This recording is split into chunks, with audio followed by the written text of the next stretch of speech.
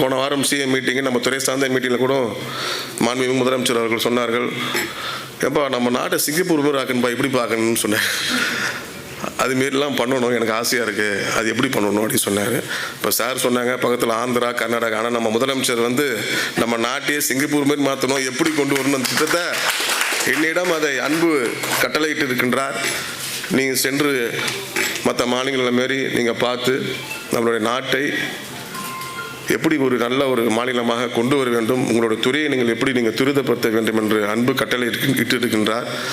அதனால் நானும் அதில் ஏற்கனவே அந்த விஷயத்தில் எனக்கு அனுபவத்தினால் அது எப்படிலாம் செய்ய வேண்டும் என்ற ஒரு என்னுடைய துறை சார்ந்த நிர்வாகிகள் நான் ஆலோசித்து வருகிறேன். இப்போ நிறைய கோரிக்கை வச்சிங்க, அந்த கோரிக்கை முழுவதுமே நீங்கள் சொன்னது எல்லாமே ஏற்கனவே நாங்கள் எங்களுடைய துறை சார்ந்த நிர்வாகிகிட்ட பேசி வரும் சட்டமன்ற இந்த பட்ஜெட் கூட்டத்தில் மிக நல்ல அறிவிப்பு வரும் என்பதை நான் அன்போடு தெரிவித்துக் கொள்கின்றேன்.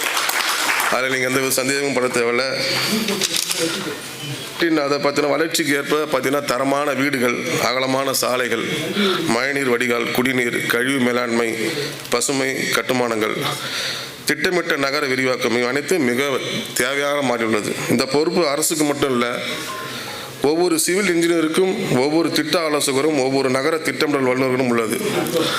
ஒரு தவறான திட்ட அனுமதி, ஒரு விதிமுறையை மீறிய கட்டிடம், ஒரு தரமற்ற கட்டுமானம், இவை பல ஆண்டுகளுக்கு ஒரு நகரத்தின் வளர்ச்சியை பாதிக்கக்கூடும்.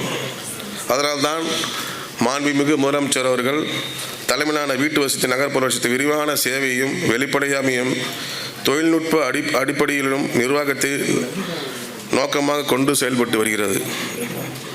எங்கள் இலக்கு மிகவும் தெளிவானது.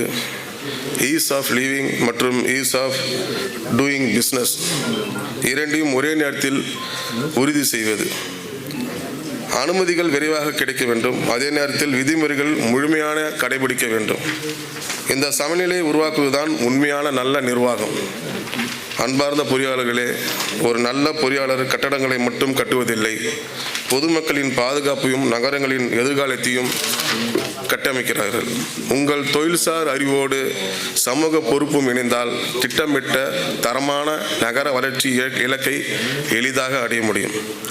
இன்று செயற்கை நுண்ணறிவு, AI, GIS mapping, drone survey, BIM, digital approach system போன்ற தொழில்நுட்பங்களுடன் கட்டுமானத்துறையை மாற்றி வருகின்றன.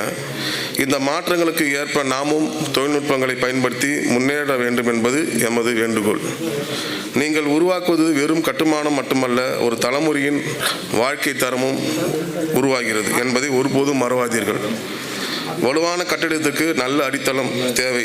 வளமான தமிழ்நாட்டிற்கு சிறந்த நகர திட்டமிடல் தேவை. அந்த அடித்தளத்தை உருவாக்க பெருமை உங்களுக்கே உரியது.